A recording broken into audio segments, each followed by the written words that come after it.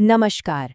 आइए आज एक ऐसी दिव्य यात्रा पर चलते हैं, भगवान श्री कृष्ण के अद्भुत जीवन की यात्रा।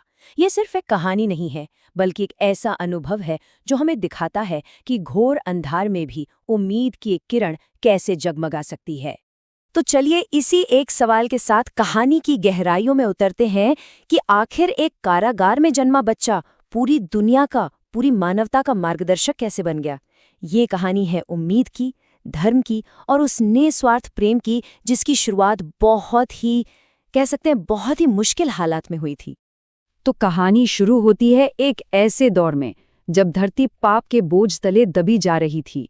हर तरफ बस अन्याय ही अन्याय था। पर कहते हैं ना कि जब रात सबसे गहरी होती है, सुबह का तारा तभी तो सबसे ज्यादा चमकता है। जरा उस मंजर को महसूस कीजिए। मथुरा का वो अंधेरा कारागार। देवकी और वसुदेव बेड़ियों में जकड़े हुए हैं। बाहर घनघोर तूफानी रात है और अंदर जालिम कंस का खौफ।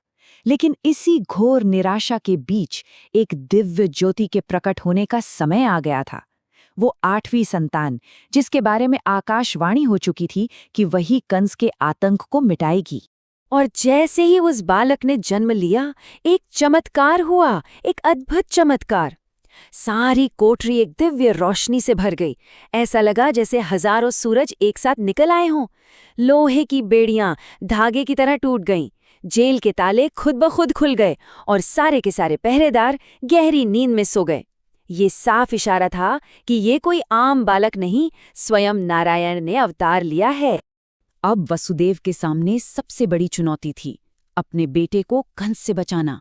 वो उस नन्हे से लाल को एक टोकरी में लेकर उफनती हुई यमुना की ओर चल पड़े। सोचिए, नदी का क्या रौद्र रूप था। लहरें आसमान छू रही थीं। लेकिन जैसे ही उस नन्हे बालक के पैरों ने पानी को छुआ, यमुना शांत हो गई। खुद शेषनाग ने अपने फन फैलाकर बारिश से उन्हें बचाया। और ये अद्भुत सफर जाकर खत्म हुआ गोकुल में, नंद और यशोदा के घर, जहां कृष्ण का बचपन गुजरना था। और गोकुल पहुंचते ही कान्हा के जीवन का एक नया अध्याय शुरू होता है। अब वो सिर्फ एक बच्चे नहीं थे, वो तो पूरे गांव की जान बन गए, उनकी रक्षक, उनकी हर खुशी का कारण। गोकुल में कान्हा का बचपन उनकी प्यारी प्यारी नटखट लीलाओं से भरा था। कभी दोस्तों के साथ मिलकर माखन चुराना, तो कभी गोपियों को सताना, और अपनी मासूमियत से माँ यशोदा का दिल जीत लेना। उनकी हर एक शरारत में इतना प्यार और इतनी मिठास थी कि पूरा गोकुल बस उनके प्रेम में डूबा रहता था। लेकिन जब भी गोकुल पर कोई मुसीबत आई, तो वही नटखट कान्हा एक रक्षक बनकर सामने खड़े हो गए।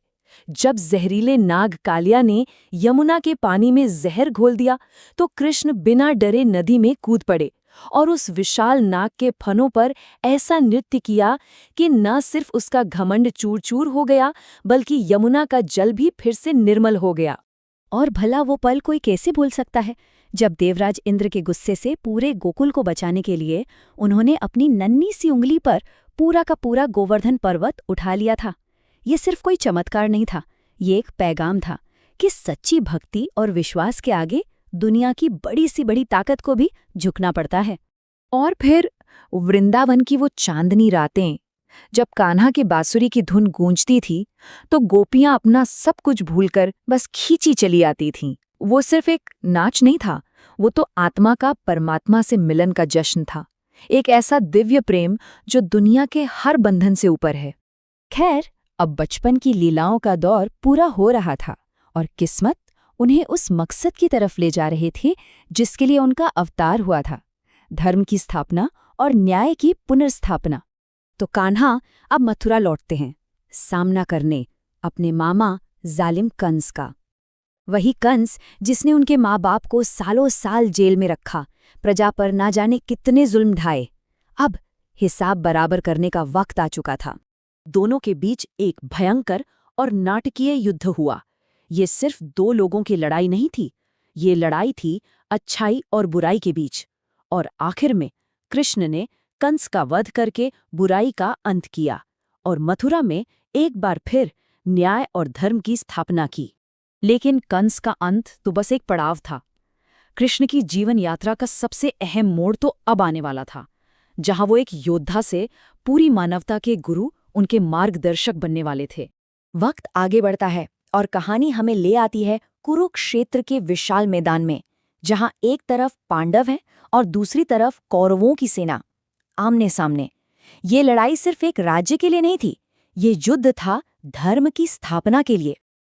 और युद्ध शुरू होने से ठीक पहले महान योद्धा अर्जुन अपने ही सगे संबंधियों को सामने देखकर कांप उठते हैं।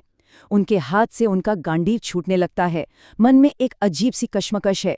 और तब उनके सारथी बने भगवान कृष्ण उन्हें वो ज्ञान देते हैं जो आज श्रीमद् भगवद गीता के नाम से पूरी दुनिया को रास्ता दिखाता है। कृष्ण अर्जुन को समझाते हैं, कर्म करो, फल की चिंता मत करो। यानी हमारा अधिकार सिर्फ कर्म करने पर है, उसके नतीजे पर नहीं। ये सिर्फ एक उपदेश नहीं है, ये तो जीवन जीने का एक तरीका है, कला है, जो हमें सिखाती है कि बिना किसी स्वार्थ के अपने फर्ज को कैसे निभाया जाए। जीवन के हर किरदार को, हर भूमिका को निभाने के बाद कृष्ण का वही शांत, मनमोहक रूप हमारे दिलों में बस जाता है। यमुना किनारे खड़े अपनी बांसुरी की धुन छेड़ते हुए, जिसकी मिठास में जैसे पूरी कायनात का संगीत हो और चारों तरफ बस शांति, प्रेम और आनंद। तो एक रक्षक, एक नायक और एक मार्गदर्शक की ये कहानी हमें आज अपनी जिंदगी में क्या सिखाती है? कृष्ण की ये दिव्य यात्रा हमें यही तो सिखाती है कि हालात कितने भी मुश्किल क्यों ना हो, धर्म, प्रेम और निस्वार्थ कर्म के रास्ते पर चलकर ही असली जीत मिलती है। और उनकी कहानी आज भी हम सभी को अपनी अपनी जिंदगी के कुरुक्षेत्र में सही और गलत के बीच फैसला करने की ताकत देती है। वीडियो पसंद आया तो लाइक, कमेंट करके चैनल को सब्सक्राइब करें। धन्यवाद।